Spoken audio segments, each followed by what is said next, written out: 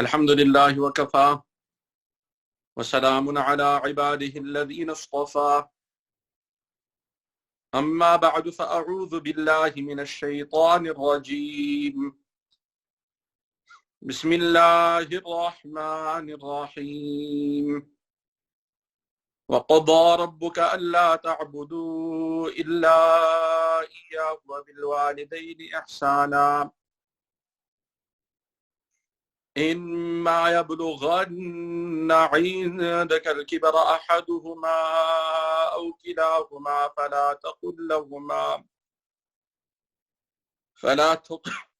تقل لهما أف ولا تنهرهما وقل لهما قولا كريما واخفض لهما جناح الذل من الرحمة وقل رب ارحمهما كما ربياني صغيرا صدق الله العظيم. Ayat number 23 of Surah Al-Isra, Surah Bani Israel. The surah has two names. This is the 17th surah of the Quran in the order that we have the Quran. In this surah, ayat number 23, Allah subhanahu wa ta'ala, He tells us in this ayah and in this portion of the Quran, and this is kind of a trend throughout the Quran. Allah subhanahu wa ta'ala, He tells us, وَقَضَى رَبُّكَ أَلَّا تَعْبُدُوا إِلَّا إِيَّاهُ. And your Rabb, Allah subhanahu wa ta'ala, He has decreed for you, أَلَّا تَعْبُدُوا إِلَّا إِيَّاهُ, that you not worship anyone other than Him, other than Allah subhanahu wa ta'ala. The aspect of ibadah, worshipping only Allah subhanahu wa ta'ala. There are a few points that we should remember that sometimes we may end up getting confused within them. That these concepts need to be understood very, very clearly. First is the concept of ibadah. The concept of ibadah. Ibadah means worship. To worship, you can only worship Allah subhanahu wa ta'ala. وَلَا تُشْرِكُوا بِهِ شَيْئًا. You cannot associate any partners with Allah subhanahu wa ta'ala. If you worship anyone or anything with Allah subhanahu wa ta'ala, so this is shirk. And in doing so, a person's actions will not be accepted. You must also acknowledge the authority of Allah subhanahu wa ta'ala. Acknowledge Allah subhanahu wa ta'ala as your Rabb. This must be understood. La ilaha illallah, that there is no ilah but Allah. There is none worthy of worship except Allah subhanahu wa ta'ala. This must be understood. Ibadah is only for Allah subhanahu wa ta'ala. The second concept, the next concept, which is also mentioned in the Quran, is the aspect of ita'ah. Ita'ah means obedience. And this obedience, this ita'ah that Allah subhanahu wa ta'ala mentions in multiple places in the Quran. First and foremost, this ita'ah, this which translates to obedience, this is for Allah subhanahu wa ta'ala and for His Rasul, Rasulullah sallallahu alayhi wa sallam. Obeying Allah subhanahu wa ta'ala and obeying Rasulullah sallallahu alayhi wa sallam. This is very, very important. And they have told us very, very clearly what they have told us to follow, what they have commanded us, this deen of Allah subhanahu wa ta'ala. مَنْ يُطِعِ الرَّسُولَ فَقَدْ أَطَاعَ اللَّهِ. Whosoever obeys al-Rasul, meaning Rasulullah sallallahu alayhi wa sallam, so this person has also obeyed Allah subhanahu wa ta'ala. There is one place in the Quran, in Surah An-Nisa. Allah subhanahu wa ta'ala tells us, يَا أَيُّهَا الَّذِينَ آمَنُوا أَطِيعُوا اللَّهَ وَأَطِيعُوا الرَّسُولَ وَأُولِي الْأَمْرِ مِنْكُمْ. Now, a few points need to be made very clear about this ayah. Is that Allah subhanahu wa ta'ala commands us believers, أَطِيعُوا اللَّهَ, you obey Allah subhanahu wa ta'ala. وَأَطِيعُوا الرَّسُولَ, you obey al-Rasul sallallahu alayhi wa sallam. وَأُولِي الْأَمْرِ مِنْكُمْ, and those in command amongst you. The Mufassirin and the ulama and the scholars are very clear that this statement, وَأُولِي الْأَمْرِ مِنْكُمْ, and those who are in authority amongst you, that these are the fuqaha and the experts in the deen of Allah subhanahu wa ta'ala. That you can follow them, you can take their advice because they are experts, so they have explained Quran and they have explained Sunnah. Okay, they have explained our deen for us and made it clear for us the various opinions that might be out there, the multiple ahadith related to different topics, or one amal may be performed in multiple ways. What are the explanations for that? So when it comes to clarity, to understand clarity and to get clarity regarding a particular issue, so Allah subhanahu wa ta'ala has put this in the Quran also, that you should obey Allah subhanahu wa ta'ala, obey al-Rasul, Rasulullah sallallahu alayhi wa sallam, wa ulil amri minkum, and obey those who are in command amongst you, which is also a term used for those who are experts and expert scholars. This is where the field of fiqh, understanding Islamic law comes from. And we have the fuqaha, those that are jurists. They were expert in Islamic law, and then they explained for us based on various usul and principles.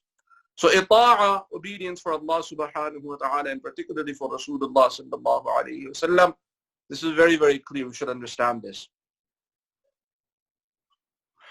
The next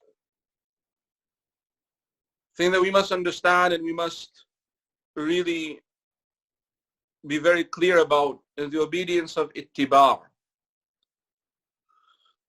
Ittiba' means to emulate someone. Okay, emulation. When it comes to emulating, so we have been told very clearly that we should try to emulate Rasulullah sallallahu alayhi wa sallam. Try to bring his sunnah into our life. Okay. قُلْ إِن كُنْتُمْ تُحِبُّونَ اللَّهَ فَاتَّبِعُونِي يُحْبِبْكُمُ اللَّهُ. That all those of you who believe, if you really claim that you love Allah subhanahu wa ta'ala, قُلْ أَوْ Rasulullah sallallahu alayhi wa sallam, tell them, إِن كُنْتُمْ تُحِبُّونَ اللَّهَ, that if you are real lovers of Allah subhanahu wa ta'ala, فَاتَّبِعُونِي, then emulate me.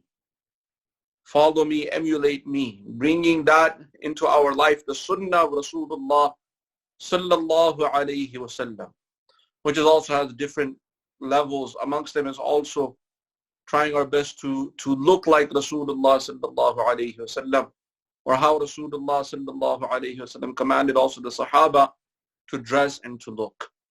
That's also part of that emulation. We're also allowed to do the ittiba' of the Quran. Okay? وَاتَّبِعْ مَا أُوحِيَ إِلَيْكَ مِنْ رَبِّكَ. You also follow whatever has been revealed to you from this Quran. And here also the aspect of emulation, following a qari, someone who's an expert in the recitation, teaching us exactly where to put our tongue, or where the sound of a particular letter should come from, or the particular pronunciation of particular words. Okay, that's also a type of emulation. So this is very, very clear now. We should understand this. So Allah subhanahu wa ta'ala, he makes one thing very, very clear. When it comes to ibadah is only for Allah subhanahu wa ta'ala.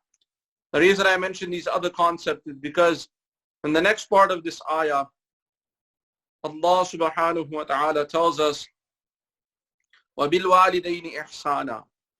We have commanded this human being to do ihsan with his parents. We have to understand that in our life, one is justice. The establishment of justice is very, very important, which means that whatever we do it with justice, and we try our best to have justice in our lives. Anyone who breaks the rules of justice, so they have committed oppression, they've fallen into oppression. So this is called adl. Adl means justice. There is one thing that is beyond adl, justice, is that when you do ihsan with someone, you try your best to do more for someone than what they have done for you. Someone has helped you, you try to help that person more than he helped you. This also falls under ihsan. Ihsan is also a term that is used when we have kindness for someone, even when that person has not done anything for us. And also we do it without really any expectation from them. Okay, an example of parents and their children. Parents, when dealing with their children, they have a special kind of love. And they show a special kind of ihsan, a special kind of kindness to their children. Not because their children have done anything for them yet, especially when the child is an infant and growing. The child has not done anything for the parents yet. So the parents go out of their way to take care of the child at the time when the child needs the parents and really doesn't have anyone else. So in essence, the parents have done a very special kind of ihsan with the children, have taken care of the children in a very amazing way. Now, many a times people may claim, well, that's what they have to do. No, not necessarily. Because the parents haven't, the children haven't done anything for the parents in that sense. But Allah subhanahu wa ta'ala has created this system in our society as human beings. And whenever He gives someone a child, He puts that love of that child in the hearts of the parents. And then the parents try their best to go out of their way to take care of the child. Especially the mothers, when they have to even spend many nights awake taking care of the infant baby sometimes. The child is awake and doesn't sleep, and they take care of them. So the parents go out of their way to take care of the children. And this does not go on for one day or for 1 week or for 1 month, but for years on end. The parents, they try their best to take care of the child in the best way, at least in the best way that they see fit. Sometimes it's real deep love in the sense that they try and protect the child from many things. And sometimes it's tough love, which is also deep love, where they allow their child to experience things so that the child may learn for their own future. All of this is from the mahabbah and the love that the parents have for the children. Now, if we try to just repay the parents, it's almost impossible. That'll be adl, that'll be justice. If the child goes and says, okay, I will try to repay you for every day, every week, every month, every year. You took care of me so many years. You did this for me and that for me. Just to do that, you will only do justice. And that also may not be real justice, because it's impossible to even do justice with the parents. Going above and beyond that is, it's so difficult to just repay the parents for even the fact that they even spent one night for us, or especially for the mothers, what they go through for their children. Just to do adl and justice, it's almost unimaginable. But the Quran does not command us to do justice with our parents. The Quran commands us for بِالْوَالِدَيْنِ إِحْسَانًا, and we have commanded you to do ihsan with the parents. Just even beyond justice. What does that mean? Inshallah, we will continue from tomorrow. May Allah subhanahu wa ta'ala give all of us understanding and give us the tawfiq to practice His deen. وَمَا عَلَيْنَا إِلَّا الْبَلَاغِ.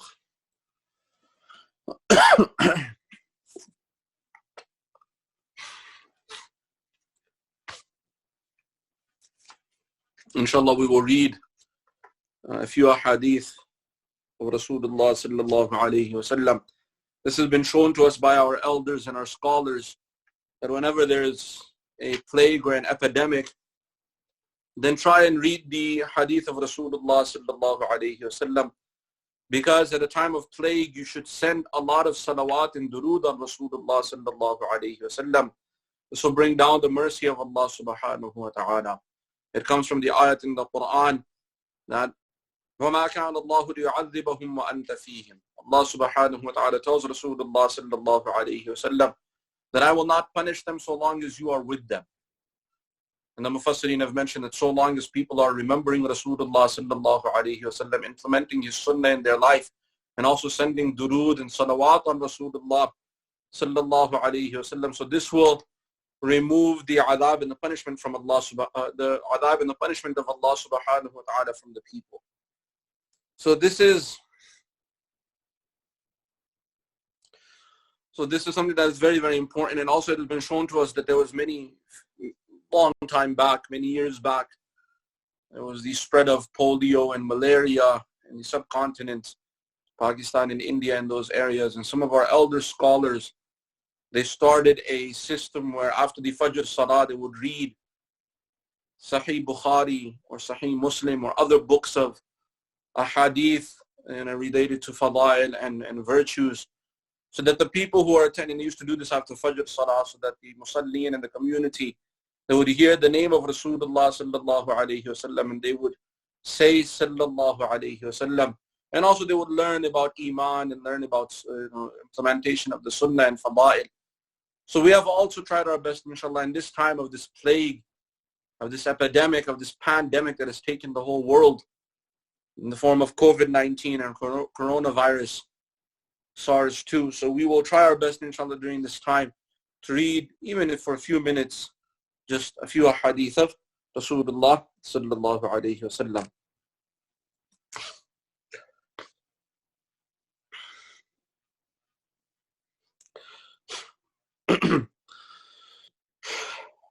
نحمده ونصلي على رسوله الكريم.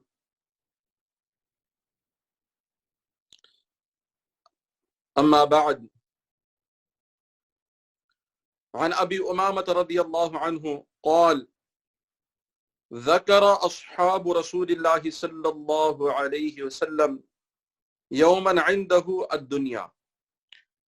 Abu Umama radiallahu anhu, he narrates that some of the companions of Rasulullah sallallahu alayhi wasallam, we should say sallallahu alayhi wasallam, some of the companions of Rasulullah sallallahu alayhi wasallam, they mentioned the worldly life one day in front of Rasulullah sallallahu alayhi wasallam.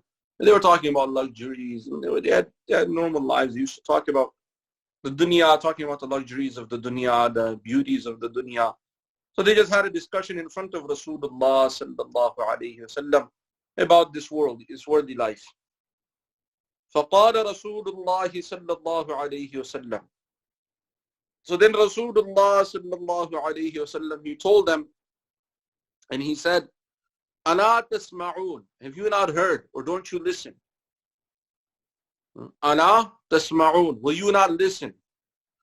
ألا تسمعون, will you not listen? إن البذاذة من الإيمان. Definitely al-badhada is from Iman. إن البذاذة من الإيمان. Definitely al-badhada is from Iman. يعني التقحل, meaning التقحل. This al-badhada and at-taqahhul, these are terms that are used for someone who lives a simple life. The simplicity in life. This hadith is in Sunan Abu Dawood. So Rasulullah sallallahu alayhi wa sallam, he told the Sahaba radiyallahu anhum, أَلَا تَسْمَعُونَ, will you not listen? إِنَّ الْبَذَاذَةَ مِنَ الْإِيمَانِ. Definitely al-badhada is from Iman. إن البذاذة من الإيمان. Definitely al-badhada is from Iman, meaning at-taqahhul, having the simplicity in your life, living a simple life. The simplicity, having a simpleness in your life. Don't always be so, complicated and always going beyond. First of all, don't have extravagance. Don't be too extravagant and lavish. This is not appropriate. Because this extravagance, lavishness, this is from the Allah subhanahu wa ta'ala tells us, and it will come in the ayat of Surah Al-Isra when we study them, that Allah subhanahu wa ta'ala tells us, وَلَا تُبَذِّرْ تَبْذِيرًا إِنَّ الْمُبَذِّرِينَ كَانُوا إِخْوَانَ الشَّيَاطِينَ. And do not be extravagant and lavish, going beyond the means, because that quality of going beyond the means and being lavish just to make a name for yourself and to have lavishness, this is from the brothers of shaitan. May Allah subhanahu wa ta'ala save us. This is a very, very disliked quality, to be so extravagant and so lavish that even we have to take loans from people just to show our lavishness and our. Also, don't be so complicated and so always, too formal with everything, and so don't be like, be simple. Simplicity, this is from Iman. Living a very simple life. If you live your life to please Allah subhanahu wa ta'ala, then you'll realize how simple, easy, and beautiful Islam is. This is also from many of the meanings when people claim Islam is easy. Yes, but they use that term in the wrong place. Oh, you don't have to do this. Listen, Islam is easy, so live a simple life. That is the way to use that hadith. One of the many meanings of that, there's many meanings. One of the many meanings also is that if we have simplicity in our life, and we live a simple life, from that simplicity in our life, this is also from Iman, and this is one of the major qualities of Iman. Not to always be too formal and too, some people, ya subhanallah, being around them is difficult. Have too many formalities. This protocol and that protocol, and you have to eat in a certain way, and you have to have the specific type of dish put in a certain way, and you cannot eat in particular type of plates or eat in particular type of cups, and you have to eat it. And then you also have to, everything in their life is so complicated. Iman is so simple. Those that have Iman, you'll see the greatest amount of simplicity in their life. In the Persian Empire at the time of Amir al-Mu'mineen, Sayyidina Umar al-Faruq radiyallahu anhu, there was the Persian Empire sent someone to meet with Amir al-Mu'mineen, to meet with the Khalifa, Sayyidina Umar al-Faruq radiyallahu anhu. So the delegate came, he came with his own group of delegates, and they came to Medina, and they were asking the people, where's the Khalifa, where's the palace of the Khalifa? People were like, what are you talking about, palace? They said, okay, where's the Khalifa? So someone directed them that he's in the Masjid, go there. So the delegates went to the Masjid, and they asked for Khalifa Amir al-Mu'mineen, Umar radiyallahu anhu, and one of the Sahaba came and told them that, well, he went out to get his camel. They said, what? What kind of surprise? What do you mean get his camel? They were like, well, the news came that his camel ran into the desert, so he went after the camel. We offered to get it back. He said, no, this is my responsibility, and he went to go get his camel. So the delegates were surprised. They were like, Khalifa, king, in their minds, they thought, the king, king is going. They said, he went after his own camel. So they said, how do we meet him? So the Sahabi told them, let's go, we'll find him in the desert. Let's go find out where he is. So they went down the path, and the Sahabi was, they finally found him. They found Khalifa Amir al-Mu'mineen Umar radiyallahu anhu. And Sayyidina Umar radiyallahu anhu was middle of the day. It is amongst the sunnah of Rasulullah sallallahu alayhi wa sallam to sleep in the middle of the day.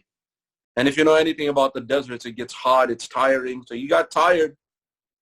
Amir al-Mu'mineen Sayyidina Umar radiyallahu anhu, he got tired, so he was beside one of the trees. He had tied his camel with the tree, and he was sleeping right under the tree, and the camel was sitting right beside him. And the Sahabi told the delegates that this is our Khalifa, Umar radiyallahu anhu, that you came to meet with. And the delegates were shocked. They were like, where's his protocol? Where's his security guards? And they were like, they said, yeah. And not only that, mashallah, when you sleep at that time and you go into deep sleep, you can kind of have a little bit snore also. So Umar radiyallahu anhu, mashallah, he was snoring also. So the delegates were surprised. They said, look at him. He has brought justice to the world, and he has no fear. He's sleeping so deeply. Our kings in their palaces cannot sleep so peacefully. So this is the simple life they used to have. So simple. They weren't worried about this protocol and that protocol. They just live a simple life. It was commonly known that the other Sahaba, they used to avoid eating with Khalifa Amir al-Mu'mineen Umar radiyallahu anhu. And the reason they used to avoid eating with him, because the food that he used to eat was very tough and difficult to eat. And he intentionally used to eat that kind of food because he did not want to have the luxuries, because he did not want that to get into his heart so that he may become arrogant or he may oppress someone. So he did that to himself, and he used to tell the other Sahaba to eat good food. He would make sure that they would get the best food. But they used to try to avoid eating in his plate or eating with him because he used to take the toughest or the hardest part of the food to eat. So it's just to live simple life. Just have a simple life.